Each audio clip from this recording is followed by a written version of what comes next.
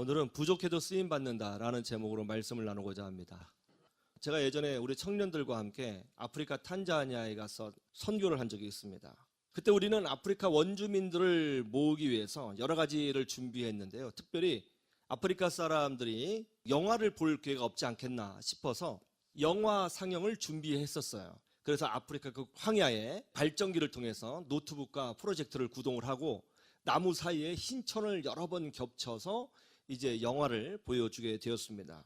그리고 이제 부족과 부족 사이를 찾아다니면서 투나잇 시네마 그래가지고 알려줬어요. 이제 간단한 영어를 할 수 있으니까 투나잇 시네마 있다 한 거죠. 아프리카도 큰 도시가 있고 마을이 있고 부족들만 사는 완전 꼴짝이, 뭐 산 꼴짝이 아닌데 뭐 광야죠. 여러분 뭐 TV 많이 보셨죠. 근데 우리가 있는 곳은 광야였어요. 그래서 부족하고 부족 사이를 찾아다니는데 걸어서 보통 2시간씩 걸어 다녀야 됩니다. 그래서 시네마 있다 이제 알려준 거죠.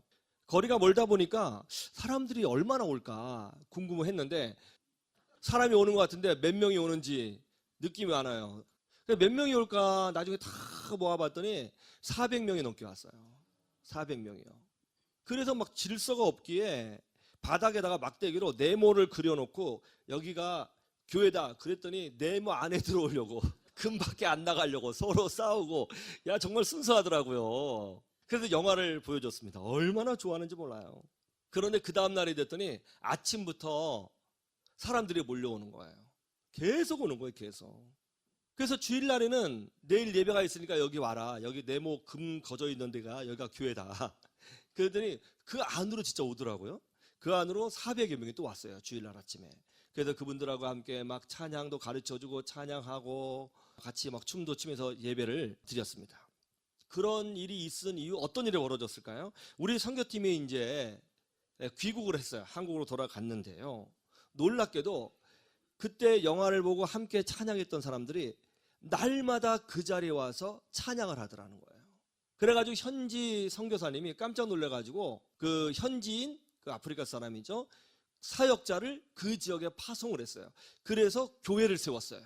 그래서 교회가 처음 시작할 때부터 400여 명의 교회로 세워지게 됐어요. 그래서 선교사님이 기적이라는 거예요. 3주간 왔다 가는 청년들을 통해서 교회가 세워진다는 게 이거 정말 놀라운 기적이라는 거죠. 근데 그런 기적이 일어났어요. 여러분 우리 청년들이요 전문 선교사 아니에요. 전문 사역자 아닙니다. 그냥 3주간 왔다 가는 지나가는 단기 선교사였어요. 그런데 전문 선교사도 아니고 현지인 목회자도 아닌 그런 연약한 청년들을 통해서 하나님께서 한 지역에 교회를 세우셨다는 거예요. 하나님은 이렇게 부족한 사람들을 통해서 놀라운 일을 보여주실 때가 있는 것입니다. 하나님은 부족한 우리를 통해서 어떤 일을 보여주실지 모르는 거예요. 오늘 성경에 나오는 인물이 사사 에훗입니다. 에훗은 두 번째 사사예요. 이스라엘 자손이 하나님을 버리고 우상을 섬겼습니다. 불순종했어요. 교만했습니다. 어떻게 됐어요? 그러자 하나님께서 이스라엘 백성을 모압 족속에게 넘기셨습니다. 그러자 이스라엘 백성이 모압의 노예가 되었다는 거예요.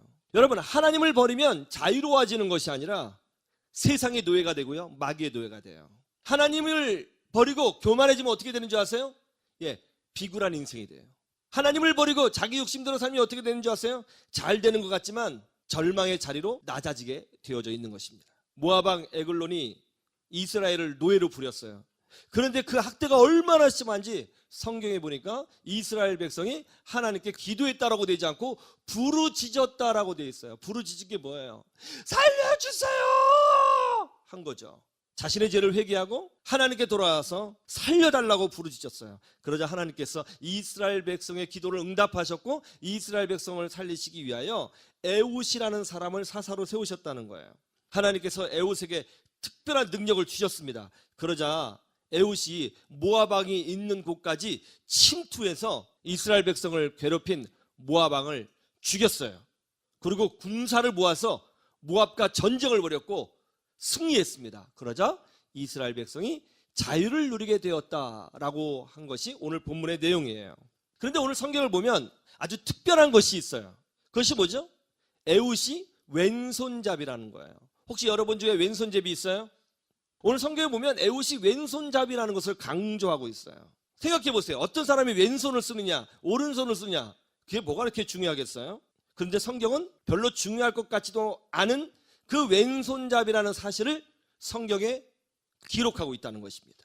왜 기록하고 있을까요? 왜 왼손잡이라는 사실을 강조하고 있을까요? 그것은 에훗이 이스라엘 사람들에게 놀림받는, 비웃음을 받는 사람이었다는 것을 강조하려고 그렇게 하는 거예요. 고대 이스라엘 사람들은 왼손잡이는 하나님께 인정받지 못한 사람이라고 믿었어요. 우리나라도 그래요. 우리나라도 옛날에는 왼손잡이를 별로 싫어했어요. 그래서 왼손으로 밥 먹으면 엄마가 오른손으로 해야지, 왼손으로 글씨 대면 자로 탁 때리면 오른손, 손을 고쳤어요. 말도 그렇잖아요. 오르다, 오른쪽, 삐뚤어졌다, 왼쪽. 그래서 어느 나라든지 왼손잡이를 그렇게 좋아하지는 않았어요. 특별히 이스라엘 백성들은 더 심했습니다. 왼손잡이는 태어날 때부터 영적으로 어떤 문제가 있으니까 왼손잡이가 된 거야. 하나님께 인정받지 못한 사람이야. 왼쪽은 안 돼. 그렇게 생각을 했어요. 찾아보세요. 성경에도 써 있어요. 전도서 10장 2절. 지혜자의 마음은 오른쪽에 있고 우매자의 마음은 어디에 있다고요? 왼쪽에 있느니라. 성경은 오른쪽을 지혜의 길이고 왼쪽을 우매자의 길이라고 이야기를 하고 있어요. 오른쪽은 정의로운 거예요. 하나님 함께 하세요. 지혜로운 사람이에요. 왼쪽은 잘못된 거예요. 삐뚤어진 거예요. 에훗은 왼손잡이였어요. 사람들은 왼손잡이 사사였던 에훗을 어떻게 생각했을까요? 그렇게 긍정적으로 보지 않았을 거예요. 그럼에도 불구하고 하나님 놀랍게도 오른손잡이가 굉장히 많이 있는데 왼손잡이였던 에훗을 특별히 불러서 사사로 사용하시고 그를 통해서 이스라엘 민족을 구원하셨다는 거예요. 왜 하필이면 오른손잡이가 그렇게 많은데 왼손잡이를 선택하셨냐 이거예요. 왜? 그리고 왜 성경은 왼손을 기록하고 있느냐 말이에요.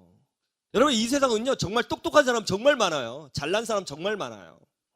부자도 많고요, 공부 잘하는 사람도 많고요, 싸움 잘하는 사람도 많고요, 달리기 잘하는 사람도 많고요, 권력 있는 사람도 있고요, 대단한 재능을 가진 사람들 많습니다. 그런데 왜 하나님은 그렇게 대단한 사람들이 많은데 왼손잡이 에훗을 특별히 불러서 사용하셨을까요? 왜 인정받지 못한 사람을 부르셨을까요? 왜 사람들이 손가락질하는 사람을 부르셨을까요? 인정받는 사람을 부르면 군사를 모집할 때도 훨씬 더 유리하잖아요. 그런데 왜 약점이 있는 사람을 부르셨을까요? 왜 부족한 사람을 부르셨을까요? 그 이유가 있어요. 하나님께서 부족한 사람을 쓰시는 이유가 있어요. 그 이유는 뭐냐면 첫 번째로 영광을 드러내시다예요. 신명기 7장 6절에서 7절에 보면 이런 말씀이 있어요. 너는 여호와 내 하나님의 성민이라.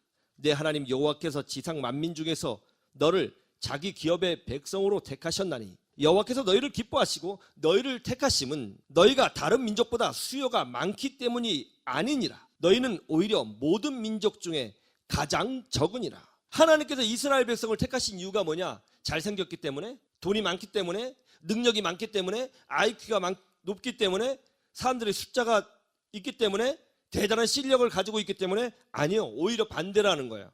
하나님께서 이스라엘 민족을 택하신 이유는 숫자가 가장 적기 때문에, 무능력하기 때문에, 부족하기 때문에, 문제가 있기 때문에, 연약하기 때문에 선택하셨다는 거예요. 그러면 탁월한 민족을 선택하시면 하나님께서 일하시기도 편한데 왜 부족하고 연약하고 힘이 없고 숫자가 적은 이스라엘 민족을 선택하셨을까요? 여러분 생각해 보세요. 여러분이 사장님이에요. 직원을 뽑아요. 직원을 뽑을 때 탁월한 사람 뽑아요? 떨어진 사람 뽑아요? 그게 훨씬 낫잖아요. 일하는데. 똑똑한 사람 뽑아야 되고 잘하는 사람 뽑아야 일을 하기 좋은 거예요. 근데 하나님께서는 하나님의 일을 하는데, 아니 이집트라고 하는 대단한 민족도 있고 바벨론이라고 하는 탁월한 민족도 있고 메소포타미아 문명의 중동 사람들도 있는데 왜 이스라엘 백성을 선택하셨느냐고요. 숫자가 적고 부족하기 때문에 선택하셨다는 거예요. 왜 그럴까요? 출애굽기 7장 5절에 보면 힌트가 있어요. 내가 내 손을 애굽 위에 펴서 이스라엘 자손을 그 땅에서 인도하여 낼 때에야 애굽 사람이 나를 여호와인 줄을 알리라 하시매. 무슨 뜻인지 아세요? 이거예요. 제가 100m 달리기 대회에 나갔어요. 그런데 그때 제가 달리기 대회에 나간 그때 세계에서 달리기를 제일 잘하는 우사인 볼트도 출전한 거예요. 우사인 볼트 선수가 기록이 9초 1인가? 뭐 그런데 저는 기록이 몇이냐? 기록이 15초예요. 요새는 좀 더 안 좋아진 것 같아요. 한 20초나 21초 될 것 같아요. 근데 어쨌든 제가 우사인 볼트하고 달리기를 하게 된 거예요. 준비! 땅! 하면 달려가는 거잖아요. 그래서 나도 이제 자세를 잡고 이제 준비 땅 하면서 달렸죠. 게임이 돼야 안 돼요. 그런데 웬일이에요? 발이 너무 가벼운 거예요. 왜 이렇게 가볍지? 왜 가볍지? 하고 느끼면서 열심히 달렸는데 8초 88 할렐루야 8초대가 나왔어요. 8초대가 내가 8초대가 나왔다고요. 믿습니까? 만약에 나왔다면 사람들이 그럴 거예요. 이거는 하나님이 아니고서는 설명 못할 거야. 이건 신이 한 거야. 이건 불가능해. 그러면서 나를 칭찬하는 것이 아니라 나를 통해서 하나님을 찾을 거예요. 이것이 약한 자를 썼을 때 나타나는 하나님의 영광이에요. 만약 우사인 볼트가 8초대를 뛰었어요. 그럼 뭐라고 그러냐면 하나님 안 찾아요. 야, 역시 인간의 능력은, 인간의 한계는 어디까지인가? 우사인 볼트 드디어 기록을 깼군요 하면서 우사인 볼트를 칭찬할 거예요. 근데 내가 8초대를 뛰면 사람들은 나 관심 없어요. 하나님을 찾게 될 거예요. 이게 바로 약한 자를 사용하시는 이유입니다. 그래서 오히려 무능력하기 때문에, 약하기 때문에, 권력이 없기 때문에, 나이가 많기 때문에, 돈이 없기 때문에, 배우지 못했기 때문에 하나님께 쓰임받는 경우가 많아요. 세상에서 직장은 사람을 뽑을 때 잘난 사람, 많이 공부한 사람, 똑똑한 사람, 배경이 좋은 사람 뽑아요. 하나님은 안 그래요.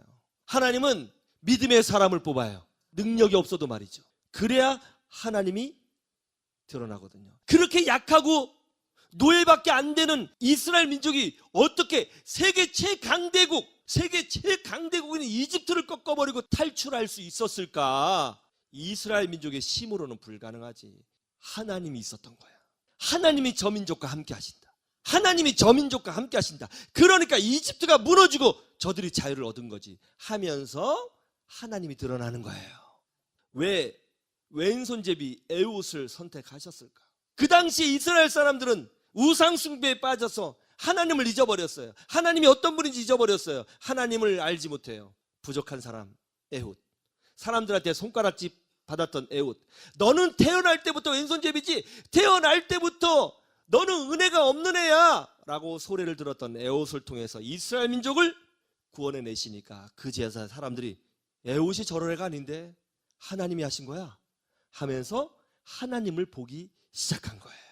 왜 연약한 사람을 들어 쓰시느냐? 왜 부족한 사람을 들어 쓰시느냐? 하나님의 영광을 드러내시기 위해서 그렇게 하시는 거예요. 여러분 연약해요? 부족해요? 나이 많아요? 건강이 없어요? 물질이 없어요? 배운 게 없어요? 그렇기 때문에 하나님께 쓰임받을 수 있어요. 그렇기 때문에 축복받을 수 있어요. 이 믿음으로 승리하시기를 주님의 이름으로 축원합니다.